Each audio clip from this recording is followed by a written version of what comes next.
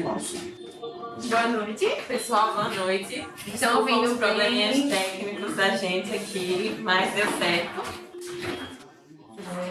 Vou me apresentar novamente, né? Meu nome é Alicia Maria. Eu sou aluna do 5º período de Psicologia Noturno. Meu nome é Gabriela Araújo, eu sou aluna também do curso de Psicologia, grupo 5. E hoje nós iremos falar de um assunto muito importante, não só para a sociedade, mas para o nosso curso, principalmente.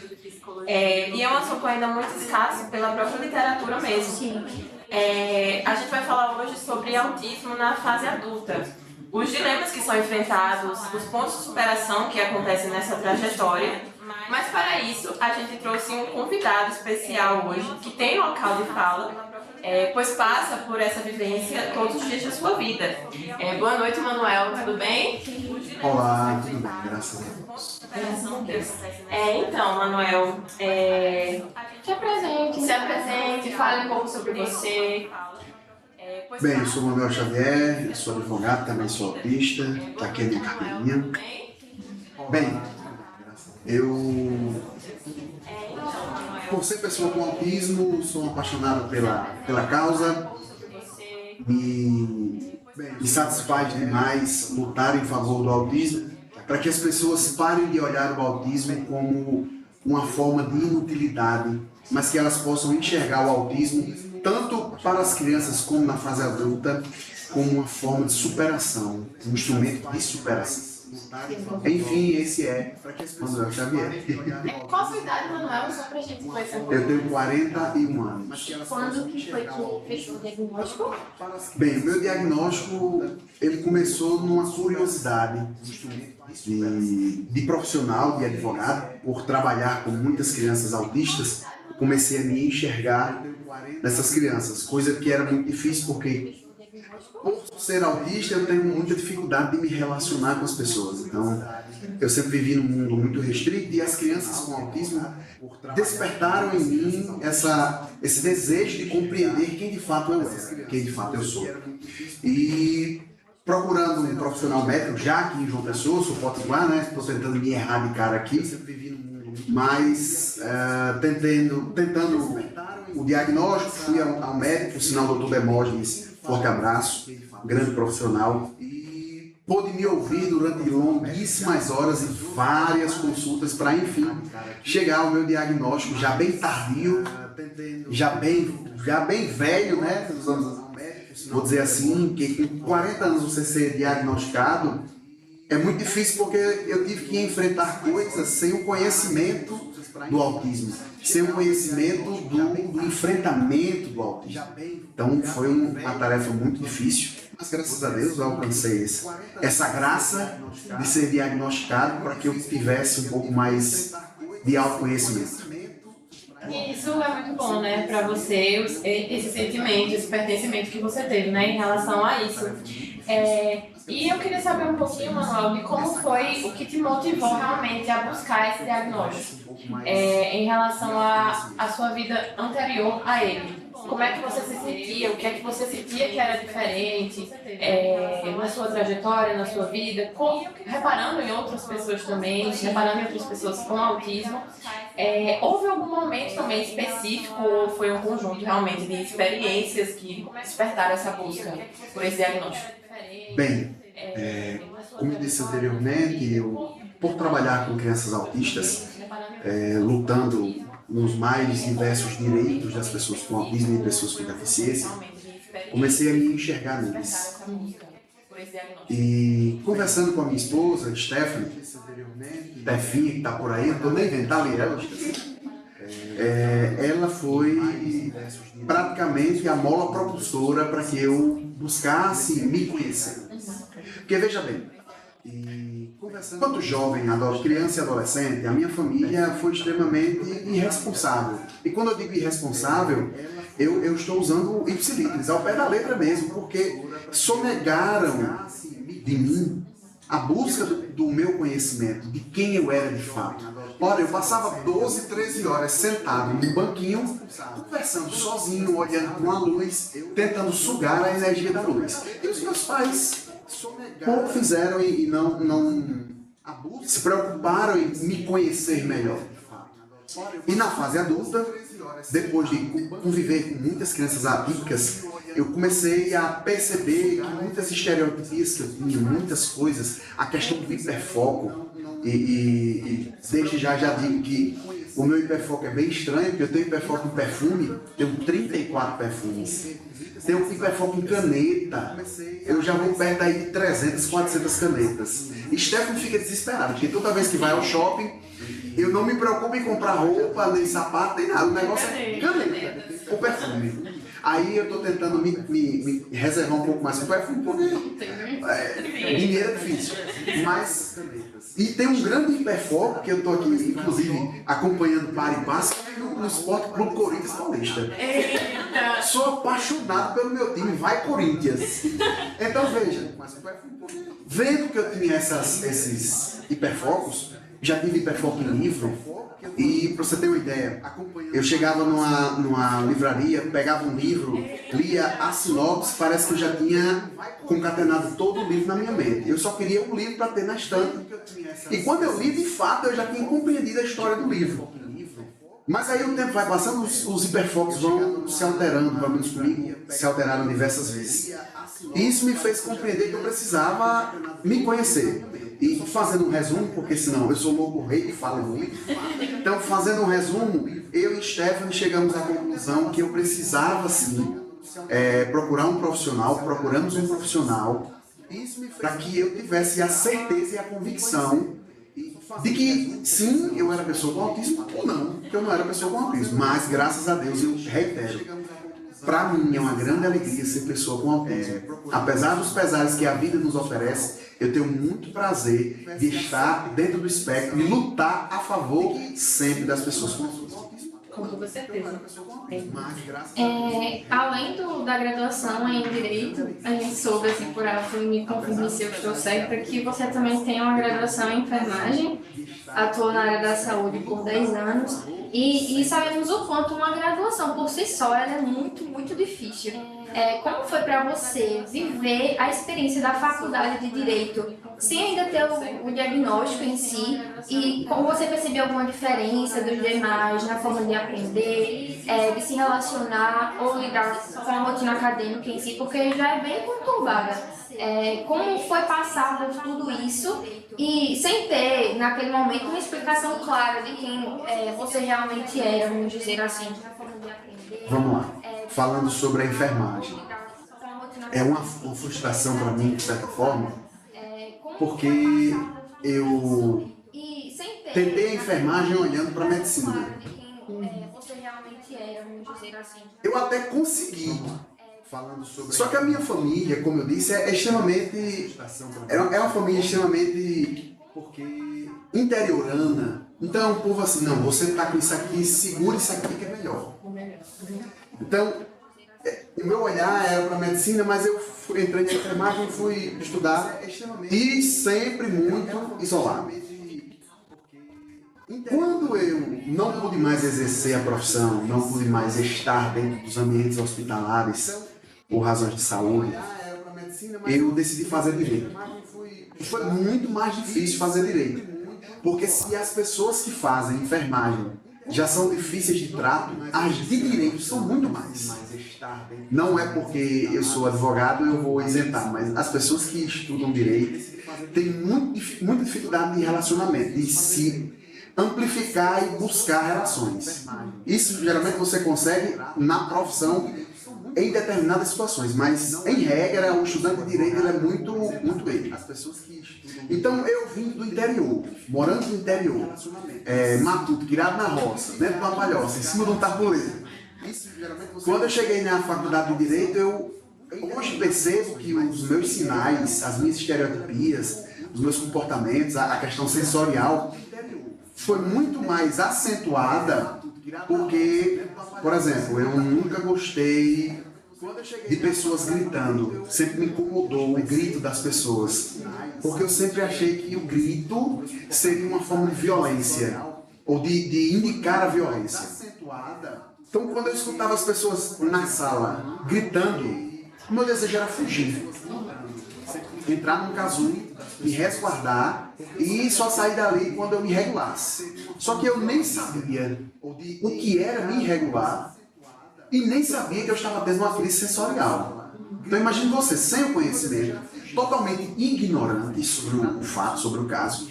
Então, essa ignorância que você tem de não conhecer, de não saber, de não ter o conhecimento necessário, fazia comigo que eu tivesse essas crises muito mais potencializadas. Nesse tempo que eu estava nesse métier do direito, eu trabalhava na Justiça Federal do Rio Grande do Norte.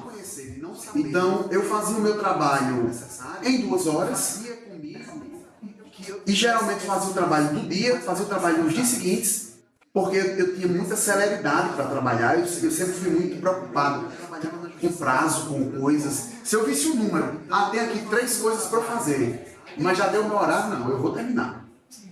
E geralmente fazia o trabalho. Essas 2 situações juntas me trouxeram muito mais dificuldade para enfrentar o direito.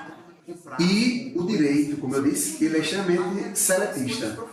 E eu agradeço muito a Deus não ter sido diagnosticado durante a faculdade, porque certamente eu teria sido muito mais excluído. Me trouxeram muito mais dificuldade para outra coisa em relação à sua trajetória profissional agora. De que forma esse diagnóstico tardio influenciou, sabe? De que forma ele mudou essa trajetória profissional? Ou realmente não teve mudanças, coisas que você já percebia antes, coisas que você já fazia antes como advogado, não continuou a fazer, né?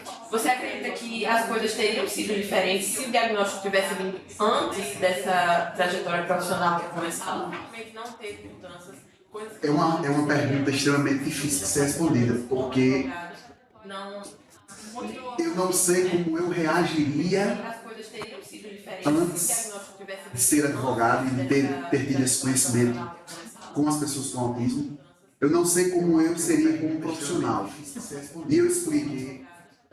Receber o meu diagnóstico tardio me ajudou a ter muito mais empenho no meu trabalho, no meu mistério. Eu fiquei extremamente muito mais ousado trabalhando, tendo diagnóstico, do que quando eu não tinha um diagnóstico. Quando eu não tinha um diagnóstico, eu podia falar cientificamente. Mas agora eu posso falar com conhecimento de causa, com vivência. Eu com o diagnóstico, consegui unir a teoria, que ela é muito ampla, muito bonita, mas ao mesmo passo eu pude unir a experiência, a vivência, a prática, a praxis. Isso me deu muito mais força para exercer o meu mistério como advogado e defender as pessoas com autismo nas mais diversas adversidades que elas tinham. Ora, eu fiz protesto aqui em João Pessoa debaixo de chuva, com crianças atípicas, com familiares atípicos, justamente para que o direito dessas crianças, dessas pessoas, fosse garantido. Por exemplo, tem criança aí que depende de medicação à base de CBD, de canabidiol. Nós temos aqui a Abrace, que é uma associação que trabalha com isso. E, graças a Deus, o Estado da Paraíba, o Tribunal de Justiça da Paraíba, ele é precursor nessa assistência às pessoas com autismo para deferimento do Estado arcar com esse medicamento, que é uma associação. E essa obrigação que o Estado recebe da Justiça, ela só é possível porque teve alguém, um profissional, que foi ali e lutou. Então, a minha luta... o diagnóstico do autismo não me enfraqueceu como profissional, muito pelo contrário. Me deu mais força e me deixou com muito mais garra, unhas, dentes, para lutar, brigar e ir onde for preciso para que nós, de fato, deixemos esse status quo de pessoas vilipendiadas pela sociedade, porque não é possível que alguém diga, mas as pessoas com autismo não sofrem preconceito. Sofrem muito. Eu, como advogado, sofri preconceito dentro de uma loja do shopping aqui, de pessoas vilipendiadas. E assim, é uma situação que, comigo, que posso me defender, já é ruim. Imagine com crianças que às vezes nem oralizadas são. Então, o diagnóstico me deu muito mais firmeza para lutar em favor do direito da pessoa com autismo. Eu vou diminuir a minha fala, porque senão é esse nível. Nem se preocupe. Aproveitando essa deixa de falar também sobre um pouco do mercado de trabalho, você acredita que o mercado em geral, eu ia falar mais em questão do mercado jurídico, mas o mercado em geral, aproveitando que você também foi no ramo da saúde, ele é inclusivo para que pessoas diagnosticadas com TEA possam exercer determinada profissão nele? Infelizmente, o mercado de trabalho brasileiro, ele é capacitista, preconceituoso e gosta de excluir. E digo porque é muito difícil você ver um profissional atípico, uma pessoa com autismo, empregada. Infelizmente, é muito difícil mesmo. Eu tive a sorte de me tornar advogado, mas isso não garante portas abertas. Então tive que ralar muito. E quando eu cheguei aqui em João Pessoa, eu vim para João Pessoa para trabalhar. Quando eu cheguei, o emprego que eu vim trabalhar deu errado. Simplesmente deu errado. E foram muitos meses lutando aqui para me colocar no mercado de trabalho, para me adaptar ao mercado de trabalho. Eu vim para João Pessoa para trabalhar. Tive dias aqui com a minha esposa de nós dividirmos 6 bolachas maisena num jantar, porque a gente não tinha de onde tirar. A gente não tinha como voltar para o Rio Grande do Norte, porque a despesa tinha sido muito grande. Estávamos debaixo de promessa.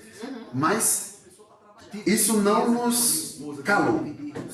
E nós fomos em busca, eu fui buscar o mercado de trabalho, mas não é fácil, porque quando você fala que é pessoa com autismo, quando você chega com um crachá, com a carteirinha, as pessoas já olham atravessadas, já pensam que você vai brigar, vai bater, vai morder as pessoas. Eu digo isso porque pessoas ligaram para minha esposa e estavam com medo, depois que eu tive o diagnóstico, que eu ia agredi-la, que eu ia bater, morder, fazer alguma coisa. Então, o mercado de trabalho ele segrega as pessoas com autismo. Segrega. Isso é fato.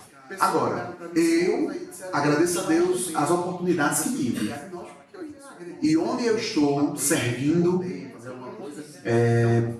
eu agradeço muito a oportunidade que recebi por nunca ter sido maltratado nem destratado por ser pessoa com autismo. Mas eu sei que isso é a exceção, não é a regra. Eu digo isso porque eu ando aqui nas ruas de João Pessoa, ando pela faculdade, ando pelas escolas de direito, ando pelos tribunais e as pessoas olham para mim com certo repúdio, porque acreditam de fato que a pessoa com autismo é uma pessoa totalmente inutilizada e que vai ter um lapso de loucura e agredir alguém. Esses estereótipos, né, que se carregam por causa Demais. complicado mesmo. E é por isso que essa conversa e a sua voz é extremamente importante para mostrar essas vivências, mostrar que esses estereótipos estão completamente errôneos desde antes e ir atrás realmente de mais informação, porque isso aqui também é uma forma de informar as pessoas que ainda não têm tanto conhecimento, né?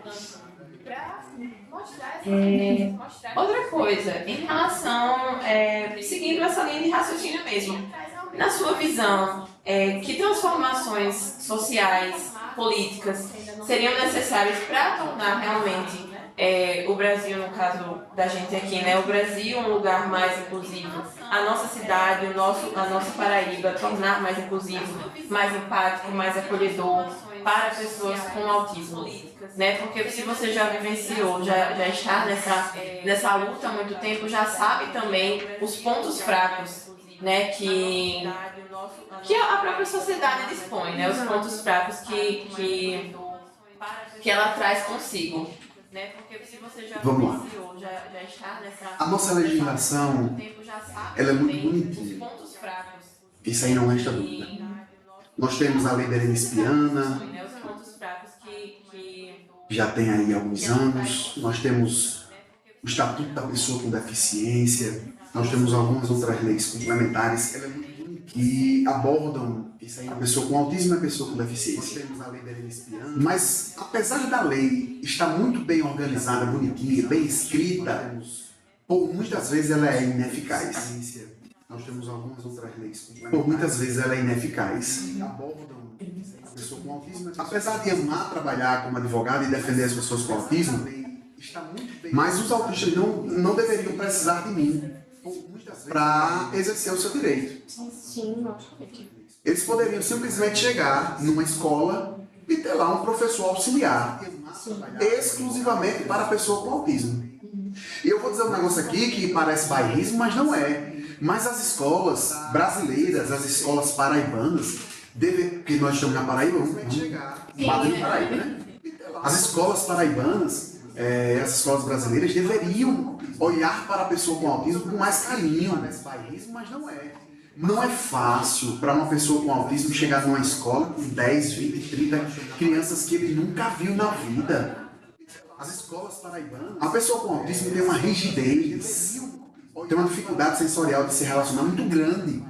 Aí eu chego aqui no meio de 20, 30, 40, 50 pessoas diferentes e eu vou precisar me adaptar sozinho.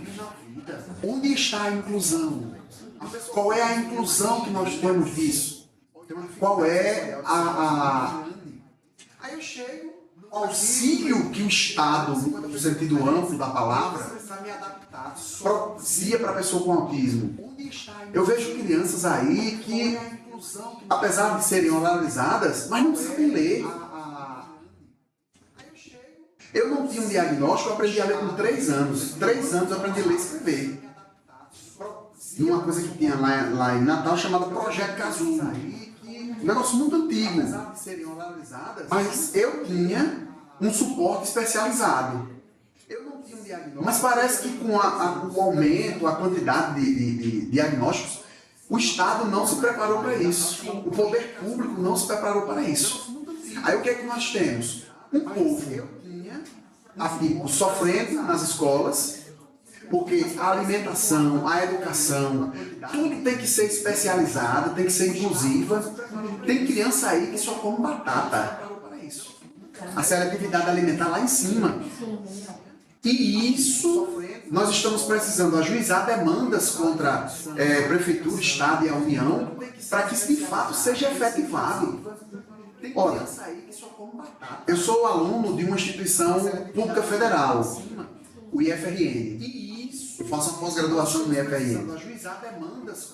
Mas a pós-graduação já está concluindo e o meu pedido de atendimento especializado ainda nem sequer foi apreciado. Nós estamos falando de uma pós-graduação, não estamos falando nem de um curso técnico, não estamos falando de ensino fundamental, não, é uma pós-graduação, onde são pessoas totalmente esclarecidas que estão ali. E é tão difícil quanto. Eu estou numa situação muito difícil com isso. Então, para que a gente possa ver que o avanço ele está escrito, mas não está executado, infelizmente.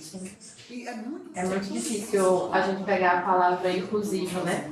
Porque quando a gente vê na prática, a gente vê que na verdade inclusivo é apenas colocar lá, mas não tem nenhum apoio, não tem nenhum atendimento específico, não tem realmente apoio exclusivo àquela pessoa que está vivendo essa realidade, né? E a sociedade hoje em dia tem um pensamento, vamos dizer, muito arcaico em questão de incluir e adequar. Eles acham que o TEA, a pessoa diagnosticada com TEA, tem que se adequar à sociedade, mas é totalmente contrário.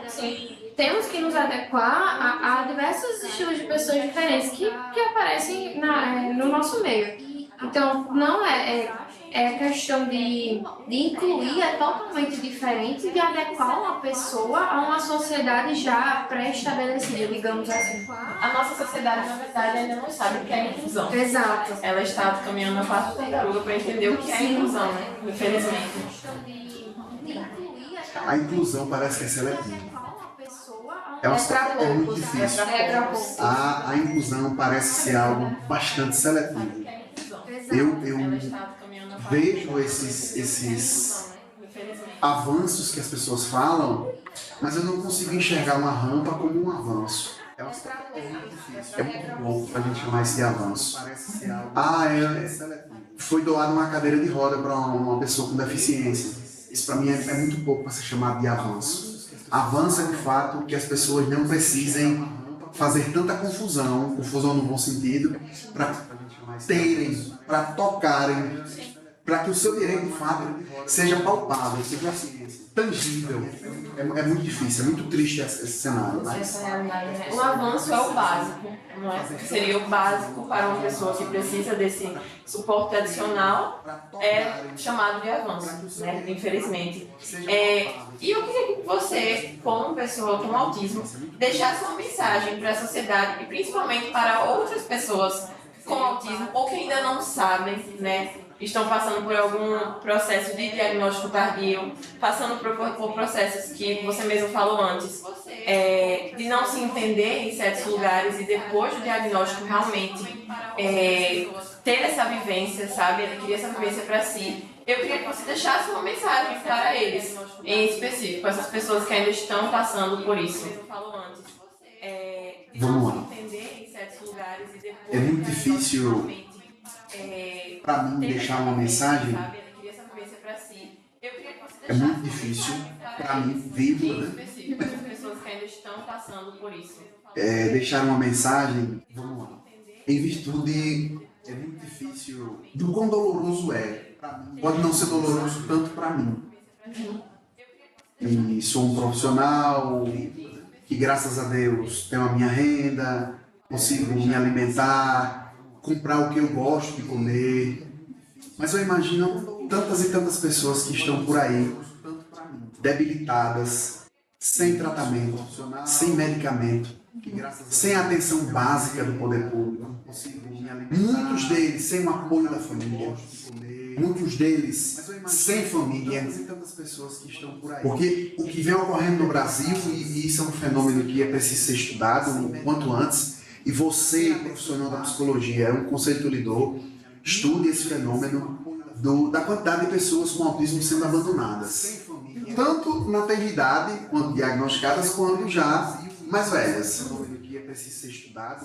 O autismo, ele para muita gente ainda é um sinal de demência. E isso é uma grande verdade. Se vocês terem uma ideia, existem lugares que eu não ando com a minha carteira. Por exemplo, eu sou membro de uma igreja evangélica aqui na Paraíba. Eu não vou com a minha carteira, porque muita gente atribui o autismo a uma possessão demoníaca. Ainda existe essa história. Existe, e muita gente acredita que o autista ele tem que ser aquela pessoa que anda babando, que no termo técnico é cialorreia, viu? Gravíssimo, profissional, cialorreia. Então, muita gente queria que o autista fosse assim, demente, fosse lerdo, letático, catatônico, aquela pessoa inconsciente, algo orientada, sem ciência do tempo e espaço. É assim que muita gente desenha a pessoa com autismo. Mas isso é uma grande inverdade. Isso é uma grande mentira que muitos criaram para que fizesse com que o autista fosse uma pessoa depreciada na sociedade. Nós temos uma sociedade preconceituosa, nós temos uma sociedade cruel, porque todos os dias, você pode procurar onde você quiser, todos os dias uma pessoa com autismo é atacada, é espancada, é violentada. E isso é muito duro de se ver, e nós precisamos urgentemente amadurecer a sociedade. Agora, uma sociedade que faz piada com morte de religioso, a sociedade que faz piada com morte de neto de presidente, a sociedade que faz piada com doença de gente. Então, assim, é uma sociedade adoecida, enferma, e que, se não tiver um pouco de maturidade, daqui 10, 20 anos, nós vamos ter um novo modelo daqueles centros manicomiais. Porque os autistas vão passar a ser tão execrados da sociedade, mais do que já são hoje. Eu não consigo enxergar dias melhores enquanto a sociedade não sair dessa bolha imatura, dessa bolha medíocre, desse pensamento medíocre, de pensar com os pés e não com a cabeça, não com o cérebro. Parece que muita gente da sociedade ostenta uma cabeça só para ter um cabelo e um rostinho bonito. Não tem nada de cérebro, são pessoas acéfalas que não conseguem discernir, são ninivitas, que não conseguem discernir a mão direita da esquerda. Mas enfim, eu lamento muito a sociedade como ela está. É muito triste ver a sociedade como ela está. E espero em Deus que possamos ter um meio, um que se vire a chave de alguma forma. Eu não gosto muito de usar esse termo de coach, mas que se vire a chave, que se vire a história, que se modifique isso, porque nós estamos rumando a passos largos para um estado de coisas. E como disse Hobbes, talvez vocês não tiveram contato com Hobbes ainda, ele fala sobre uma coisa chamada estado de natureza, onde não tem lei, onde não tem norma, onde nada é organizado. É um estado desorganizado, uma sociedade desorganizada. E as pessoas que são preconceituosas, as pessoas que são capacitistas com as pessoas com deficiência e as pessoas com autismo, elas estão decretando e querendo, buscando que voltemos a um estado de coisas em que a balbúrdia tome conta. Então, a minha esperança é que a sociedade brasileira que nós vivemos possa despertar desse marasmo, desse ostracismo terrível e que tenhamos, de fato, um respeito. A gente não está querendo nada demais, a gente quer o respeito. Quer o respeito às nossas prioridades, quer o respeito aos nossos direitos.